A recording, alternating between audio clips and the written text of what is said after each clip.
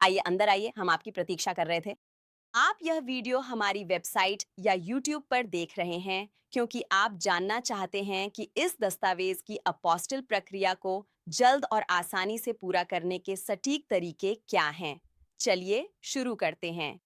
अगर आप ये वीडियो देख रहे हैं तो शायद आप जानना चाहते हैं कि कहाँ और कैसे जल्दी प्रक्रिया हो सकती है। टेक्सास डेथ सर्टिफिकेट का अपोस्टिल करवाना, जिसे टेक्सास में एक रिकॉर्डेबल दस्तावेज माना जाता है, इसकी लागत क्या होगी, प्रोसेसिंग का समय कितना है, हमारे साथ टेक्सास अपोस्टिल ऑर्डर के लिए कौन से कदम उठाने होंगे।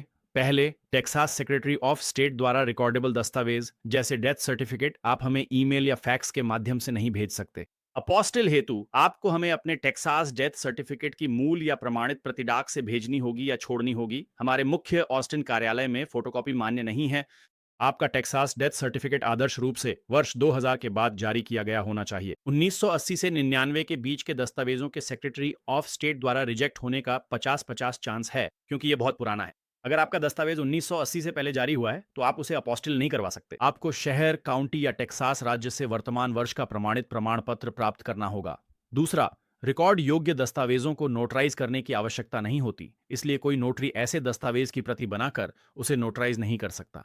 आप केवल टेक्सास डेथ सर्टिफिकेट ही जारी करवा सकते हैं। किसी शहर, काउंटी या टेक्सास राज्य की सरकारी संस्था जैसे Texas vital statistics, Texas vital records या किसी टेक्सास शहर या काउंटी क्लर्क के कार्यालय से जहां वह आधिकारिक दर्ज घटना घटी थी, यानी मृत्यु की घटना जहां हुई, उसी काउंटी या शहर से ही मृत्यु प्रमाण पत्र जारी किया जा सकता है। टेक्सास वाइटल स्टैटिस्टिक्स के अलावा जो सभी 254 काउंटियों के लिए यह काम करता है, तो यही है जो टेक्सास करता है। अगर आप इसे वाइटल स्टैटिस्टिक्स के माध्यम से प्राप्त कर रहे हैं तो ये कुछ ऐसा दिखेगा, तो फिर से फर्क नहीं पड़ता। टेक्सास वाइटल स्टैटिस्टिक्स टेक्सास की सभी 224 काउंटियों के लिए मृत्यु प्रमाण पत्र जारी करता है। मृत्यु प्रमाण पत्र काउंटी स्तर से लेना अधिक तेज और सस्ता है। टेक्सास वाइटल स्टैटिस्टिक्स के जरिए मृत्यु प्रमाण पत्र में 1-2 महीने या ज्यादा लग सकते हैं, इसमें 3 से 5 महीने भी लग सकते हैं। तो वही सबसे आसान तरीका है कि उस काउंटी क्लर्क के कार्यालय से संपर्क करें जहां मृत्यु हुई थी और वहां से प्रमाण पत्र प्राप्त कर लें।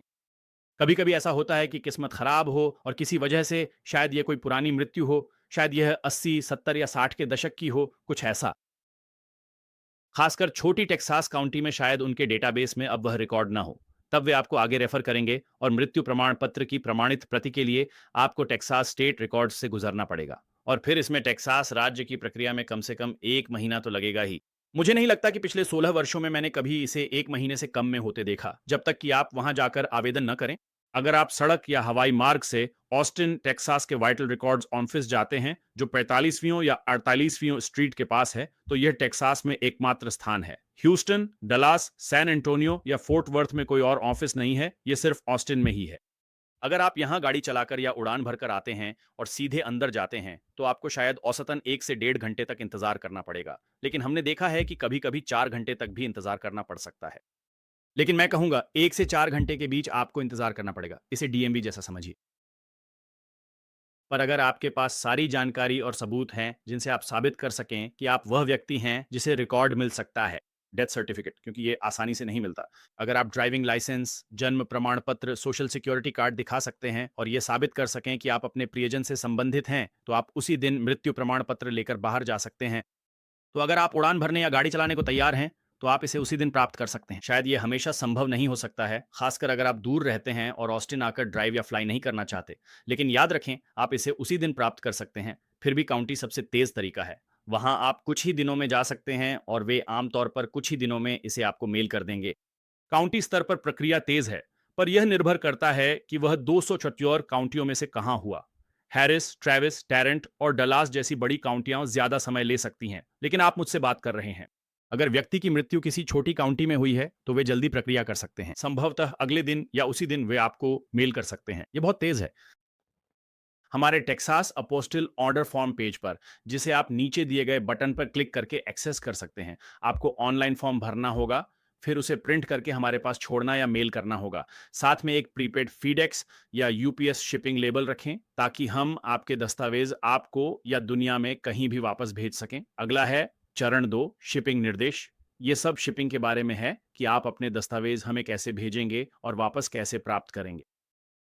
हम आपको बताएंगे कि आप क्या कर सकते हैं और क्या नहीं कर सकते। तो सबसे पहली बात हमसे अक्सर पूछा जाता है, और यह हमारे एफएक्यूज में भी है, कि हम किसके साथ दस्तावेज भेजने की सलाह देते हैं, और वह है बिल्कुल स्पष्ट रूप से फेडेक्स। हम 16 वर्षों से शिपिंग कर रहे हैं। हमने 6 महाद्वीपों में शिपिंग की है। हमने अभी तक अंटार्कटिका में शिपिंग नहीं की है। उम्मीद है वहां भी मौका मिलेगा। हम 16 साल से दुनिया भर में शिपिंग कर रहे हैं और डीसी ऑफिस से सिर्फ फेडेक्स भेजते हैं। जब हम संघीय दस्तावेज और दूतावास के दस्तावेज भेजते हैं और पिछले 16 सालों में फिर से लकड़ी छू लें, फेडेक्स ने कभी भी हमारा कोई पैकेज न तो खोया है और न ही इतना क्षतिग्रस्त किया है कि हम उसे वापस हासिल न कर सकें। एपोस्टल्स, और वे हैं भी। संयुक्त राज्य अमेरिका के 3 बड़े कैरियर्स में से वे आसानी से सबसे किफायती हैं। अधिकांश लोग ये नहीं जानते क्योंकि वे गलत तरीके से शिपिंग कर रहे हैं, और हम आपको समझाएंगे कि आप ये कैसे करते हैं, कैसे बड़ी बचत करते हैं और फेडेक्स का सही इस्तेमाल कैसे करें। तो आपको फेडेक्स वन रेट का इस्तेमाल करना चाहिए। अधिकांश लोग ऐसा नहीं करते। ज्यादातर लोग बस फेडेक्स चुनते हैं और उन्हें एक महंगा कोटेशन मिलता है जिससे वे यूपीएस या यूएसपीएस की ओर चले जाते हैं। लेकिन अगर आप फेडेक्स वन रेट का इस्तेमाल करें, और हम इसे विस्तार से समझाते हैं एक लंबे वीडियो और स्क्रीनशॉट्स के साथ, तो अगर आप सिर्फ स्क्रीनशॉट्स देखना और उस लंबे पेज को पढ़ना चाहते हैं तो वह पेज आपको स्टेप बाय स्टेप बताएगा कि इसे यहीं कैसे बनाना है, फेडेक्स और यूपीएस दोनों के लिए। तो अगर आप फेडेक्स वन रेट का इस्तेमाल करते हैं, उदाहरण के लिए ऑस्टिन सेंट्रल टेक्सास में है, जब हम अपने दस्तावेज पूरे देश में जितना दूर हो सके वॉशिंगटन डी.सी के अटलांटिक महासागर तक भेजते हैं, तो अभी हमें 2 दिन की फेडेक्स के लिए केवल $10 और 95 सेंट खर्च करना पड़ता है। हम टेक्सास में इतनी कीमत में तो सामान्य डाक से भी नहीं भेज सकते। जब हम अक्सर कोटेशन भेजते हैं तो यूपीएस से वही डिलीवरी उसी पते पर उसी स्पीड से भेजने में $40 से ज्यादा लगते हैं, और यहां तक कि पोस्ट ऑफिस से भी $23 से ज्यादा का खर्च आता है। देखिए, पोस्ट ऑफिस 2 गुना और यूपीएस 4 गुना महंगा है, लेकिन आपको फेडेक्स वन रेट इस्तेमाल करना होगा। यही छोटा सा राज है। बस यहाँ क्लिक करें और ये आपको पूरी प्रक्रिया समझा देगा। अब हम समझते हैं कि अगर आप साउथ अमेरिका, सेंट्रल अमेरिका या यूरोप के कुछ हिस्सों में भेज रहे हैं, फेडेक्स या यूपीएस काफी महंगे हैं, इसलिए डीएचएल बेहतर है। हम डीएचएल स्वीकार करेंगे, बस इसमें समय थोड़ा ज्यादा लगेगा क्योंकि उनके ऑफिस कम है। तो इसमें 1 दिन की देरी हो जाएगी क्योंकि आमतौर पर अपोस्टिल होने के अगले दिन हम इसे ड्रॉप कर देते हैं। तो यही हमारी सिफारिश है, वहां जाइए। इनमें से कोई भी आपको ये बनाने की पूरी प्रक्रिया बताएगा और आप इसे दुनिया में कहीं से भी ऑनलाइन कर सकते हैं। आप ये लेबल अपने अपार्टमेंट से, अपने घर से या जहां भी हैं वहां से बना सकते हैं। लेबल बनाने के लिए आपको अपने घर से बाहर जाने की जरूरत नहीं है, और फिर आप बस लेबल को प्रिंट करें और फिर उसे अपने दस्तावेजों के साथ मेल करें, या आप हमें ईमेल भी कर सकते हैं। चाहे जो भी हो, यह हमेशा एक पीडीएफ ही होगा। सुनिश्चित करें कि आप मूल पीडीएफ ही डाउनलोड करें। यह वर्ड डॉक्यूमेंट में नहीं होना चाहिए और न ही इसकी फोटो। फेडेक्स या यूपीएस शिपिंग लेबल बनाते समय हमेशा आपको एक पीडीएफ देंगे। आपको बस उस पीडीएफ को प्रिंट करना है और अपने दस्तावेजों के साथ हमें मेल करना है। अगर कोई और आपके दस्तावेज भेज रहा है तो आप हमें ईमेल भी कर सकते हैं, जैसा कि मैं अब आगे बताऊंगा। अगर आप टेक्सास वाइटल स्टैटिस्टिक्स या टेक्सास वाइटल रिकॉर्ड्स को भेजने जा रहे हैं, जिसे ऑस्टिन टेक्सास में एक ही जगह कहा जाता है, वे सभी 254 काउंटियों के लिए जन्म प्रमाण पत्र और मृत्यु प्रमाण पत्र की प्रमाणित प्रतियां बनाते हैं। तो हमारे बहुत से ग्राहक नया जन्म प्रमाण पत्र या नया मृत्यु प्रमाण पत्र ऑर्डर करते हैं, जिसकी उन्हें किसी अन्य देश के लिए आवश्यकता होती है, और वे टेक्सास वाइटल स्टैटिस्टिक्स से सीधे हमें वह मेल करवा देते हैं क्योंकि वे संयुक्त राज्य अमेरिका में कहीं और या दुनिया में कहीं और स्थित हैं, और उनके लिए उसे इतनी दूर भेजना, उसकी लागत समझदारी नहीं है। उस दस्तावेज को यूरोप या चीन या दुनिया में कहीं भी भेजने में जो समय और लागत लगेगी, उसकी बजाय वे बस हमें भेज देते हैं। या फिर वे स्थानीय स्तर पर, अगर आप विवाह लाइसेंस, विवाह प्रमाण पत्र, तलाक डिक्री करवा रहे हैं, तलाक प्रमाण पत्र, इस तरह की कोई चीज, वह केवल काउंटी या सिटी स्तर पर ही की जा सकती है। तो यहाँ ऑस्टिन में Travis County, Harris County, Dallas County, अपोस्टल County, Tarrant County, Bexar County, Texas की इन किसी भी काउंटी में या शहरों में भी आप उनसे कह सकते हैं कि वे आपके तलाक या विवाह के दस्तावेज या जन्म या मृत्यु के दस्तावेज हमें सीधे भेज दें। लेकिन ये बहुत महत्वपूर्ण है, आप अपना पता, अपना नाम उस पर नहीं डाल सकते। हमारे साथ ऐसा कुछ बार हुआ है, लोगों ने ऐसा किया और दस्तावेज वापस लौट आए। आपको हमारा, फिर से कह रहा हूं, ये सामान्य समझ की बात है, लेकिन आपको हमारा नाम, हमारी कंपनी का नाम और हमारा पता वहां डालना होगा। आप सोचते हैं कि यह तो सामान्य समझ की बात है, लेकिन लोग क्या कर रहे हैं, वे अपना नाम डाल रहे हैं।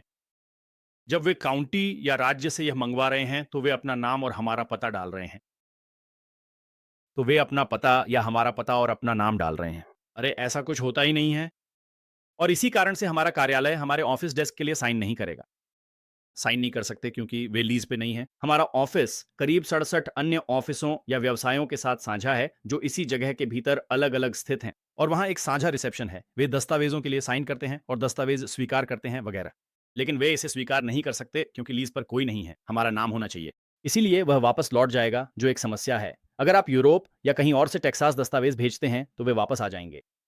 तो कृपया सुनिश्चित करें कि आपको उस पर हमारा पता डालना है। अगर चाहें तो आप हमारी कंपनी का नाम भी डाल सकते हैं और फिर आप अटेंशन टू लिखकर अपना नाम भी डाल सकते हैं अगर जरूरत हो तो। और फिर हमारा पता और हमारा फोन नंबर वह ठीक है। इसमें कोई समस्या नहीं होनी चाहिए। बस ये पक्का कर लें कि भेजते समय उस पर हमारा नाम अपोस्टल टेक्सास लिखा होना चाहिए। साथ ही दूसरी बात प्रीपेड शिपिंग लेबल के बारे में है। तो जब हम आपके दस्तावेजों का अपोस्टिल कर लें तो आपको हमें एक प्रीपेड शिपिंग लेबल देना होगा, जिसे आप ईमेल कर सकते हैं। आप इसे दस्तावेजों के साथ डाक से भी भेज सकते हैं, या दस्तावेज जमा करते समय आपके पास शिपिंग लेबल होना चाहिए और आप केवल ऑस्टिन टेक्सास में ही जमा कर सकते हैं। यह केवल ऑस्टिन में ही संभव है, जहां आप सेक्रेटरी ऑफ स्टेट से अपोस्टिल ले सकते हैं। यह अन्य किसी शहर में नहीं होता। अगर आप खुद दस्तावेज जमा कर रहे हैं, जिसकी हम सलाह नहीं देते, कारण तीसरे चरण में देखें, तो साथ में प्रीपेड शिपिंग लेबल भी लगा दें। लेकिन उस शिपिंग लेबल पर आप हमारी जानकारी नहीं डाल सकते। तो आपको अपना नाम, फ़ोन नंबर और पता, या किसी सहकर्मी, दोस्त, परिवार के सदस्य या किसी व्यवसाय का नाम डालना होगा। आप जो भी डालें, कोई फ़र्क नहीं पड़ता। लेकिन आप हमारा पता नहीं डाल सकते, क्योंकि अगर वह कस्टम्स से होकर जाता है तो फेडेक्स, यूपीएस या डीएचएल हमें बिल भेज देंगे। या अगर आपकी शिपिंग के लिए वे ज़्यादा शुल्क लेना चाहें, जैसे आपने पर्याप्त भुगतान नहीं किया हो, तो ये ऊपर बाईं ओर होता है। तो आप एक शिपिंग लेबल बना रहे हैं एंड वो पूछ रहा है कि ये कहाँ से आ रहा है। हम शिपर नहीं हैं, हम आयातक नहीं हैं, आप हैं। आप शिपिंग लेबल बना रहे हैं। अगर ये विदेश किसी दूसरे देश जा रहा है तो आप ही आयातक हैं। तो आपको वही व्यक्ति डालना होगा जो इसे भेज रहा है, लेकिन आप हमारा नाम नहीं डाल सकते। ये ऑस्टिन टेक्सास से जा रहा है, लेकिन हम केवल इसे ड्रॉप ऑफ कर रहे हैं। आप हमारी जानकारी नहीं दे सकते। बिना सही शिपिंग लेबल के हम आपके दस्तावेज वापस नहीं भेजेंगे। खासकर अगर ये किसी दूसरे देश जा रहा हो, हम ऐसा नहीं करेंगे। हम ईमेल करके कहेंगे शिपिंग लेबल चाहिए, यहाँ लिखावट, वीडियो और स्क्रीनशॉट्स मौजूद हैं। आप ऐसा नहीं कर सकते। तो आपको बस हमें एक नया लेबल देना होगा जिसमें किसी और का पता हो। एक बार फिर से, इससे कोई खास फर्क नहीं पड़ने वाला है, क्योंकि यह केवल तभी मायने रखता है जब फेडेक्स इसे खो दे। यानी कि आपने जो पता डाला है वह अस्तित्व में ही नहीं है। तब वे इसे भेजने वाले को वापस कर देते हैं। तो आप नहीं चाहेंगे कि यह हमारे पास वापस आए। आप चाहेंगे कि यह आपके पास वापस आए, या फिर किसी दोस्त, परिवार या सहकर्मी के पास, जहां भी आप चाहें। लेकिन बस यह सुनिश्चित करें कि शिपिंग लेबल पर हमारा पता नहीं होना चाहिए। और यह बात हम यहाँ दोनों जगहों पर भी विस्तार से बताते हैं। और फिर अगर यह विदेश भेजा जा रहा है तो आपको कस्टम्स इनवॉइस बनाना होगा। ठीक है। तो ये सभी देशों के लिए नहीं है, लेकिन लगभग सभी देशों के लिए है। जब आप दस्तावेज भेजते हैं तो इसे कस्टम्स या कमर्शियल इनवॉइस कहते हैं। आप कस्टम्स के जरिए दूसरे देश में सामान भेज रहे हैं। घरेलू शिपिंग में इसकी जरूरत नहीं है, लेकिन कनाडा, यूरोप या अन्य देशों में भेजते समय यह जरूरी है। दक्षिण अमेरिका वे जानना चाहते हैं कि लिफाफे के अंदर क्या है, और इसलिए आप यहाँ फेडेक्स और यहाँ यूपीएस के लिए क्लिक करें। हमने आपके लिए एक प्री फील्ड टेम्पलेट फेडेक्स और यूपीएस मैनेजरों के साथ मिलकर बनाया है, ताकि फॉर्म से सारी फालतू चीजें हट सकें। ये भ्रमित कर सकता है, इसलिए इसकी जरूरत नहीं। हमने सब पहले ही भर दिया है। बस अपनी जानकारी और पता लिखकर साइन कर दें, और तारीख डालनी है, बस इतना ही। फिर आप इसे प्रिंट करके भेज सकते हैं, ईमेल कर सकते हैं, या दस्तावेज देते समय साथ ला सकते हैं जब हमें इसे वापस भेजना हो। तो फिर से ये दोनों यहाँ से होकर जाएंगे। और फिर से कुछ देशों के लिए ये मायने नहीं रखता। जैसे उदाहरण के लिए मैक्सिको में इसकी जरूरत नहीं है, लेकिन बहुत से लोग फिर भी इसे कर लेते हैं, सिर्फ सुरक्षा के लिए। और हम बस उसे पैकेज के साथ रख देंगे, और जब हम भेजेंगे तो कस्टम्स इनवॉइस भी साथ भेजेंगे। लेकिन मुझे पक्का पता है कि मैक्सिको को इसकी परवाह नहीं है। कम से कम दस्तावेजों के मामले में पैकेज के लिए उन्हें फर्क पड़ता है। आपके पास कस्टमर की इनवॉइस होनी चाहिए, लेकिन जब बात दस्तावेजों की आती है तो उन्हें फर्क नहीं पड़ता। तो हाँ, शिपिंग के बारे में बस इतना ही। धन्यवाद। ये तीसरा चरण है। मैं आपको हमारी मौजूदा मूल्य सूची के बारे में बताऊंगा। और यदि आप हमें दस्तावेज प्रदान करने वाले हैं तो हमारी प्रक्रिया को सफलतापूर्वक संपन्न करने की समय सीमा आज की तारीख 30 नवंबर 2025 तक की है। तो अगर आप हमें दस्तावेज जमा कराने जा रहे हैं तो आपको क्या करना होगा? आपको हमारा ऑन ऑर्डर फॉर्म ऑनलाइन भरना होगा, जिसे आपको यहाँ नीचे क्लिक करना है, यहीं पर। इस पे क्लिक करने से आप हमारे ऑर्डर फॉर्म पेज पर पहुंच जाएंगे, और यही फॉर्म आपको ऑनलाइन भरना है और फिर उसे प्रिंट करना है। और वहाँ एक और वीडियो है जो आपको बताएगा कि ऑर्डर फॉर्म कैसे भरना है, और बाकी सारी जानकारी भी देगा। तो अगर आप हमें अपने दस्तावेज डाक से भेजने वाले हैं, जैसा कि ज़्यादातर लोग करते हैं, तो आपको हमारा ऑन ऑर्डर फॉर्म प्रिंट करें और फिर उसे अपने दस्तावेज़ों के साथ भेजें। जैसा कि हमने स्टेप 2 में बताया है, आप इसे हमें भेज दें। अगर आप अपने दस्तावेज हमें खुद आकर देना चाहते हैं तो इससे प्रक्रिया तेज नहीं होती है, और मैं इसके बारे में आगे बताऊंगा। अगर आप हमारे ऑस्टिन ऑफिस में दस्तावेज जमा कराने आ रहे हैं, जो कि हमारा एकमात्र स्थान है, ना ह्यूस्टन ना डलास, सिर्फ ऑस्टिन ऑफिस, तो आप अपने दस्तावेज वहीं जमा कर सकते हैं। तो अगर आप ऑस्टिन क्षेत्र में रहते हैं तो आपको हमारा ऑर्डर फॉर्म प्रिंट करना होगा और उसे अपने दस्तावेजों के साथ लाना होगा। और अब मैं हमारे कट ऑन ऑफ टाइम्स के बारे में बताने जा रहा हूं। तो उसी दिन की सेवा के लिए इसका मतलब है कि हम आपके कानूनी दस्तावेज टेक्सास सेक्रेटरी ऑफ स्टेट के पास दाखिल करेंगे। अगर हमें आपके दस्तावेज दोपहर 12 बजे तक मिल जाते हैं सेंट्रल स्टैंडर्ड टाइम, सोमवार से शुक्रवार तक, जिसमें कोई भी प्रमुख संघीय या राज्य अवकाश शामिल नहीं है, तो जब भी सेक्रेटरी ऑफ स्टेट का कार्यालय खुला रहता है और वे वास्तव में सिर्फ संघीय और राज्य अवकाशों से ज्यादा दिनों के लिए बंद रहते हैं, जैसे इस साल 4 जुलाई के बाद वाले सोमवार को भी वे बंद थे, वह कोई संघीय अवकाश नहीं था। और इस हफ्ते बुधवार को थैंक्स गिविंग से पहले वे बंद थे और वह भी कोई संघीय अवकाश नहीं था। या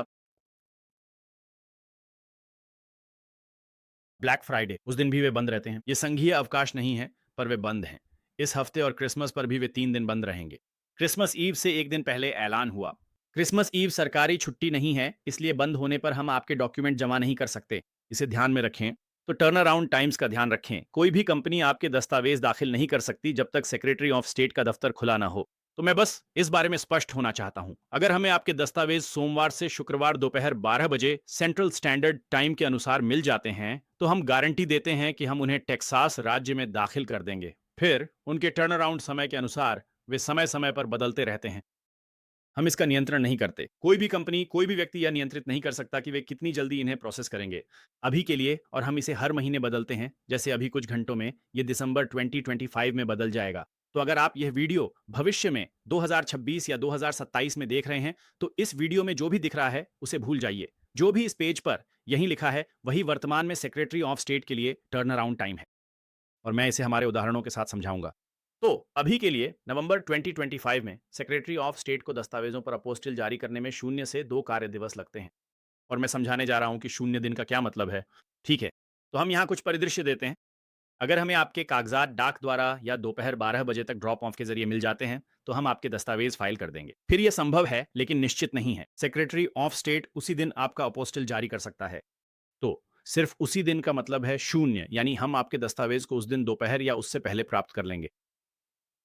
हम उसी दिन उसे फाइल करेंगे और वे संभवतः उसी दिन उसे जारी भी कर सकते हैं। हम उसी दिन वापस मेल कर देंगे, यही 0 दिन कहलाता है। या फिर हमारे फाइल करने के बाद उन्हें आपके लिए जारी करने में 2 कार्य दिवस तक भी लग सकते हैं। ठीक है, तो मैं यहाँ हमारे उदाहरण समझाने जा रहा हूं। तो परिदृश्य 1, हमें आपके दस्तावेज सोमवार को दोपहर 12 बजे या उससे पहले हमारे central standard time cotton of time तक मिल जाते हैं, और फिर हम उसी दिन उसे फाइल कर देते हैं। सेक्रेटरी ऑफ स्टेट आपके दस्तावेजों पर उसी दिन अपोस्टिल जारी कर सकते हैं, जो कि 0 दिन है। अगले कार्य दिवस में भी वे यह कर सकते हैं, जो 1 या 2 कार्य दिवस हो सकते हैं। तो सबसे खराब स्थिति में आपको ये बुधवार को मिलेगा और आपके पास वापस मेल कर दिया जाएगा। सबसे अच्छा यही है कि हमें आपका दस्तावेज 12 बजे तक मिल जाए। अगर हमें ये दोपहर 12 बजे के बाद मिलता है सेंट्रल टाइम के अनुसार, जैसे आप हमें मेल करते हैं, और ये 2-3 बजे यूपीएस, फेडेक्स या डीएचएल से आता है, या आप इसे हमारे ऑफिस में 2 से 5 बजे के बीच छोड़ते हैं, हमारे पास लोग ठीक 5 बजे से पहले भी आते हैं। अगर आप इसे उसी सोमवार ही को जमा करवा देते हैं, तो हम इसे आने वाले अगले ही कार्य दिवस के दौरान निश्चित रूप से फाइल कर सकते हैं, और फिर वे उसी दिन इसे जारी कर सकते हैं, यानी 0 दिन लगेंगे। वे इसे अगले कार्य दिवस में 1 दिन या 2 कार्य दिवस में भी जारी कर सकते हैं। तो सबसे खराब स्थिति में हम इसे लेकर आपको उसी दिन या अगले दिन मेल कर सकते हैं, गुरुवार। तो दोनों ही मामलों में अगर हमें दस्तावेज सोमवार को मिलता है, चाहे दोपहर से पहले या बाद में, यह बुधवार या गुरुवार तक तैयार हो जाएगा। सबसे खराब स्थिति में, जब तक कोई जॉम्बी या एलियन हमला न हो, अगर आप सोमवार को भेजते हैं तो यह गुरुवार तक वापस मेल हो जाएगा। सबसे अच्छी स्थिति में इसे सोमवार को ही वापस मेल किया जा सकता है। तो इसे फिर से समझ लें।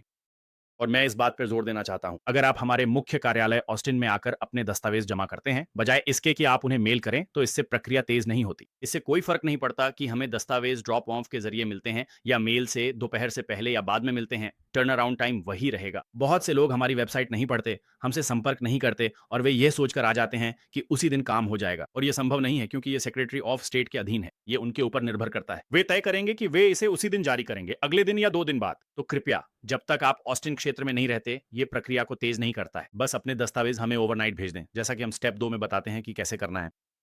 ठीक है। और ये कीमतें आज की तारीख की हैं। ये अगले साल 2026, 2027 या 2028 में बदल सकती हैं, जब भी आप ये वीडियो देख रहे हों। लेकिन इस वीडियो में जो कहा गया है, उस पे ना जाएँ, बल्कि जो यहाँ लिखा है, उसी के अनुसार चलें, जो भी यहाँ लिखा है। यहीं पर जो भी इस समय यहाँ लिखा है, वही वर्तमान कीमत है। तो पहले दस्तावेज के लिए, अगर आपको एक दस्तावेज को सेक्रेटरी ऑफ स्टेट से अपोस्टिल करवाना है, तो इसकी कीमत $95 है और इसमें सभी फाइलिंग शुल्क शामिल हैं। तो आपको हमें कोई चेक या मनी ऑर्डर या कैशियर का चेक नहीं भेजना है। आपको राज्य फाइलिंग शुल्क के लिए हमें पैसे नहीं भेजने हैं और आपको कागजी कार्रवाई भी नहीं करनी है। आप हमें राज्य का फॉर्म नहीं भेजते हैं। हमारे पास अपने फॉर्म हैं और हम फाइलिंग शुल्क का भुगतान करते हैं। तो ये सिर्फ $95 है, बस इतना ही। इस पर कोई टैक्स नहीं है, ये सिर्फ $95 फिक्स है, बस आपको यही देना है।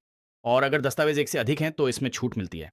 ये आपके लिए एक आसान सा चार्ट है। अगर एक दस्तावेज है तो $95 हैं, दो दस्तावेज अपोस्टिल के लिए एक साथ होने पर 170, तीन के लिए 245 और इसी तरह आगे।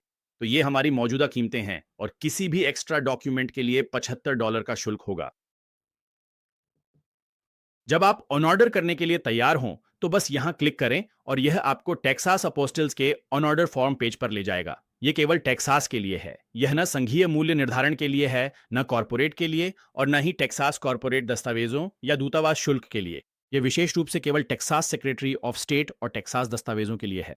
तो वे दस्तावेज जो टेक्सास नोटरी द्वारा नोटराइज किए गए हैं या वे दस्तावेज जो किसी टेक्सास संस्था, शहर, राज्य, काउंटी या राज्य सरकार द्वारा जारी किए गए हैं, जैसे कि टेक्सास जन्म प्रमाण पत्र, मृत्यु प्रमाण पत्र, विवाह लाइसेंस, तलाक डिक्री, आपराधिक रिकॉर्ड, चेक, ड्राइवर लाइसेंस।